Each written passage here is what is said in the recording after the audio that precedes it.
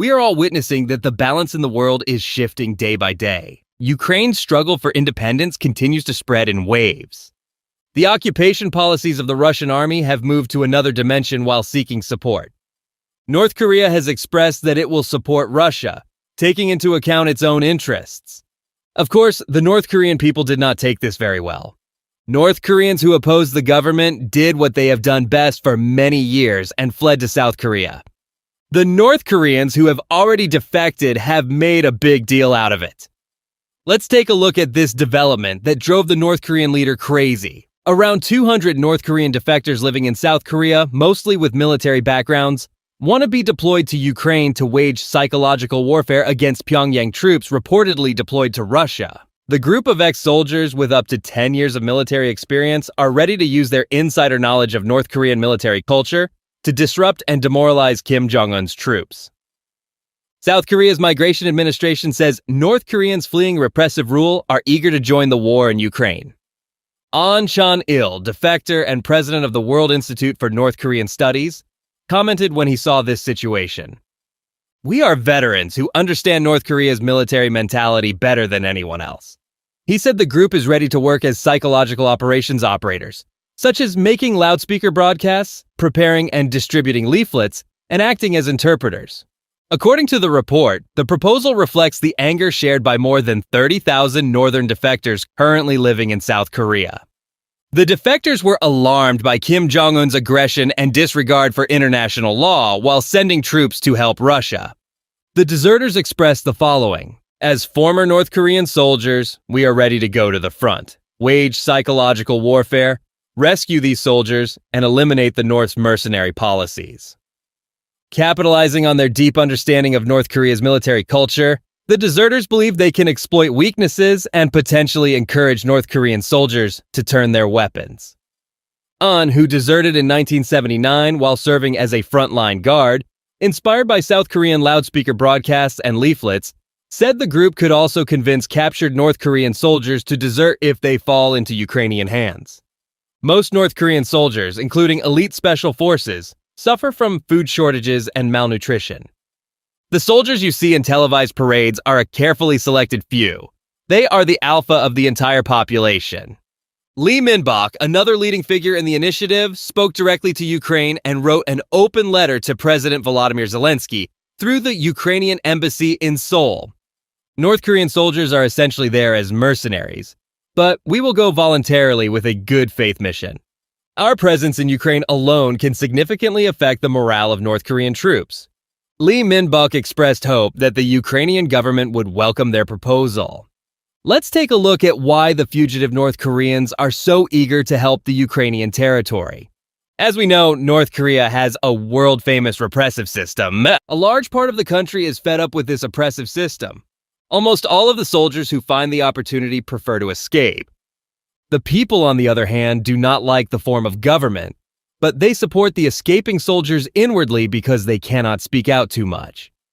North Koreans fleeing such an oppressive environment have decided to do what they can to tip the scales when they see their country's support for Russia. Many North Korean defectors believe that they will do wonders on Ukrainian soil, replacing Ukrainian military recruits. And the North Korean leader Kim Jong-un, of course, is outraged by this. The hardline leader, who is already successfully running a repressive system, is planning to take it out on his protégés by recruiting them into the Russian army. As we know, in the past few weeks, a lot of troops have been sent to the Russian army.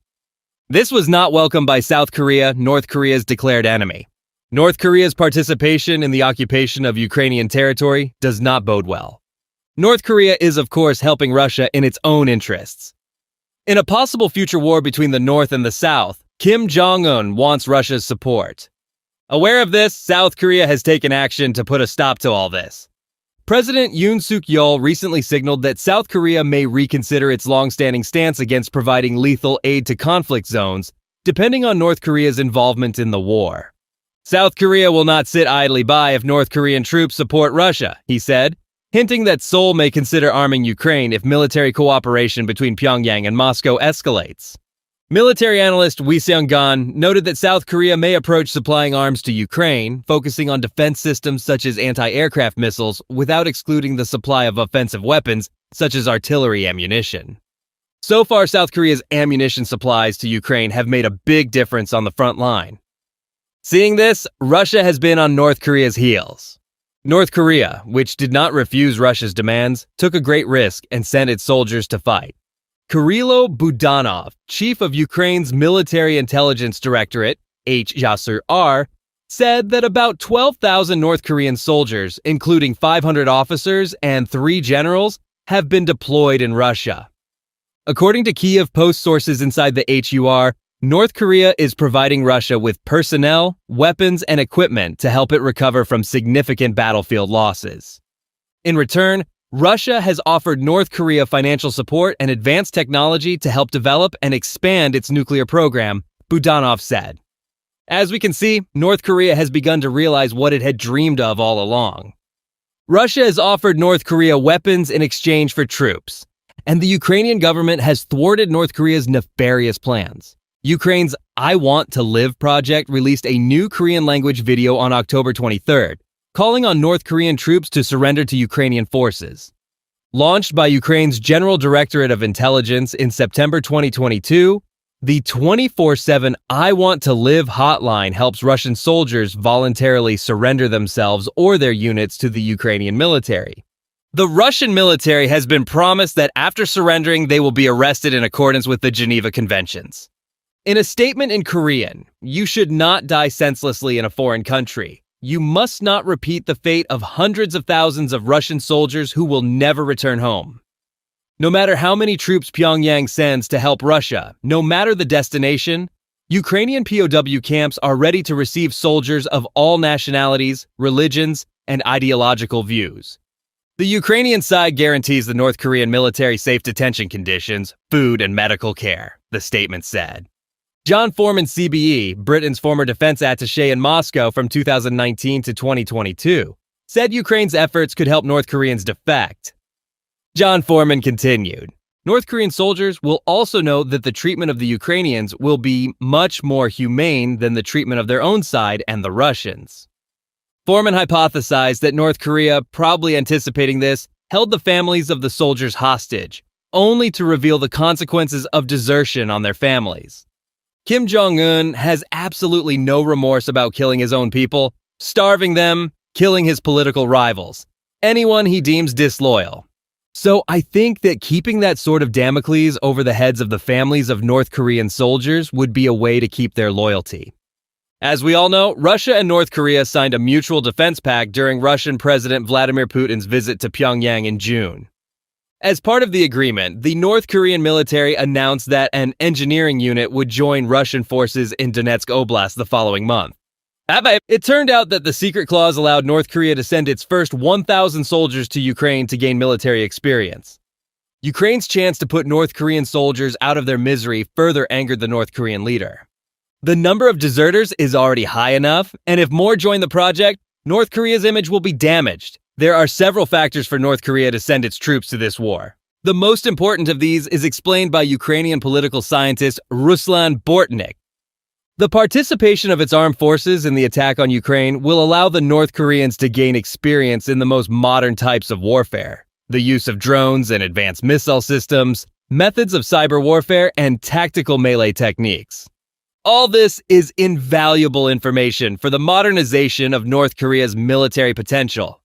The country seems focused on acquiring tactical and technical knowledge, but not on full-scale participation in the war of aggression. North Korea sees the war on the territory of Ukraine as a full-fledged preparatory program. On the other hand, many analysts hope that North Korea's involvement in the war will galvanize the West.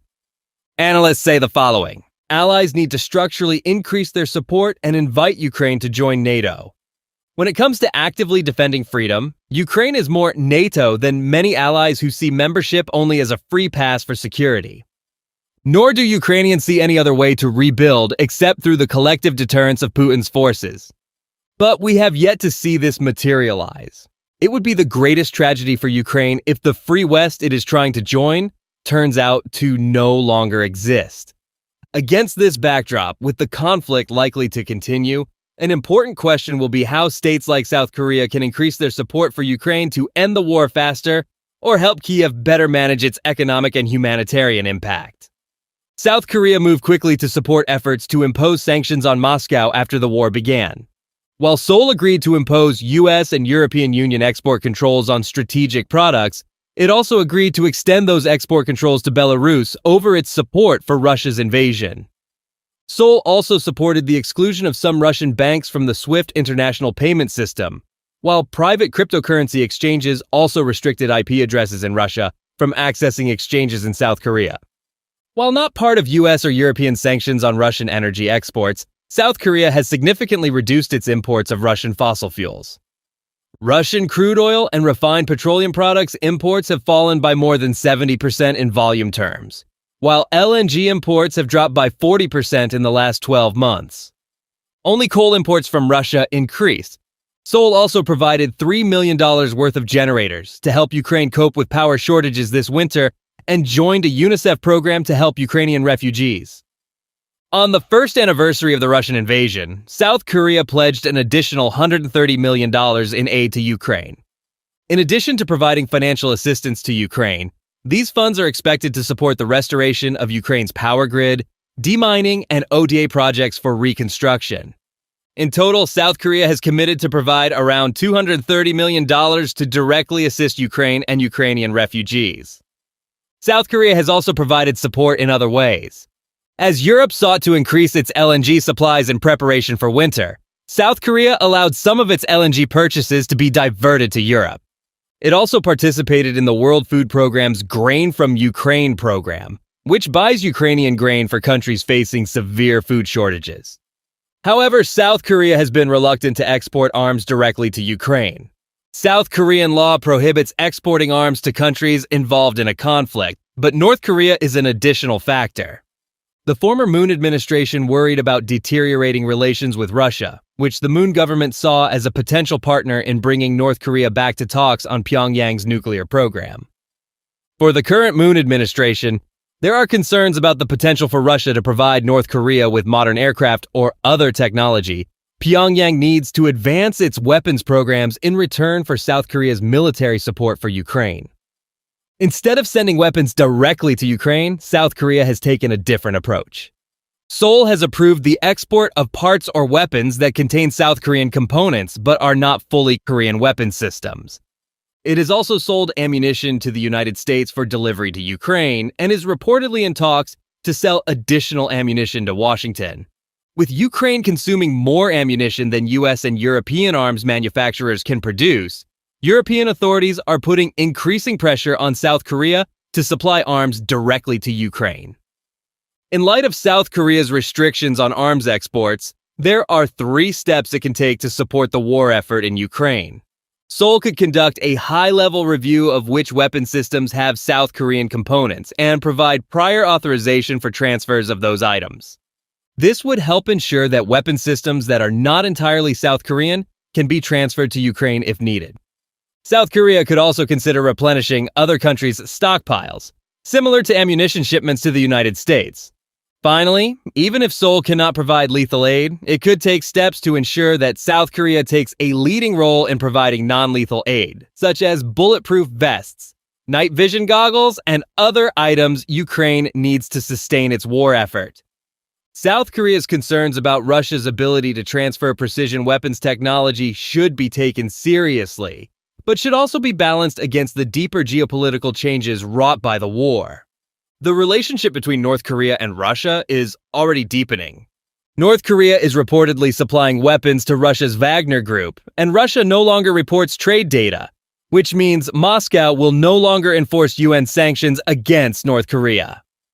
Russia is probably still holding back on sending certain sensitive items, but these blockades may be weakening regardless of how the war is resolved. There are other steps South Korea could take to support Ukraine. One step that could be critical to the war effort is increased vigilance in export controls.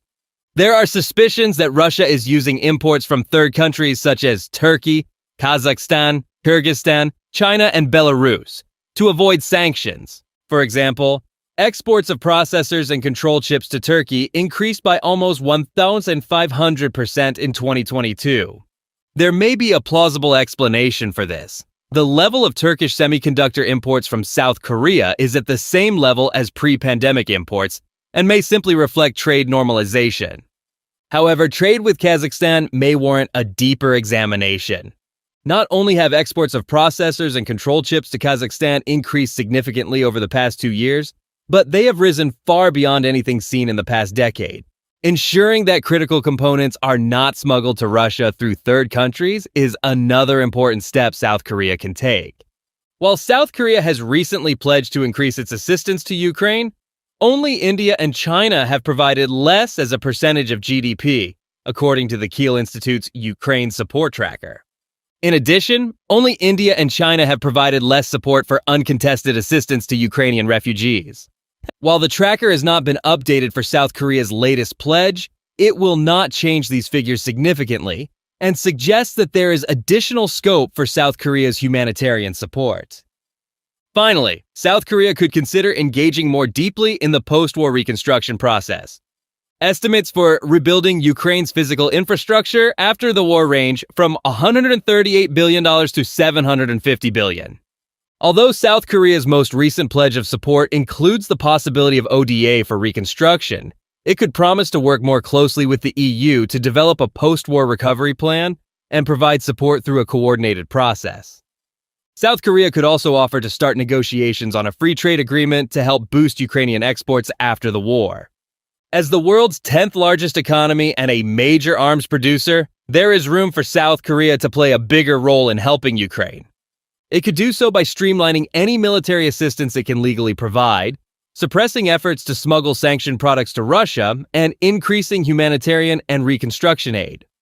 In the long run, it may also be in Seoul's interest to play a bigger role. Thank you for tuning in.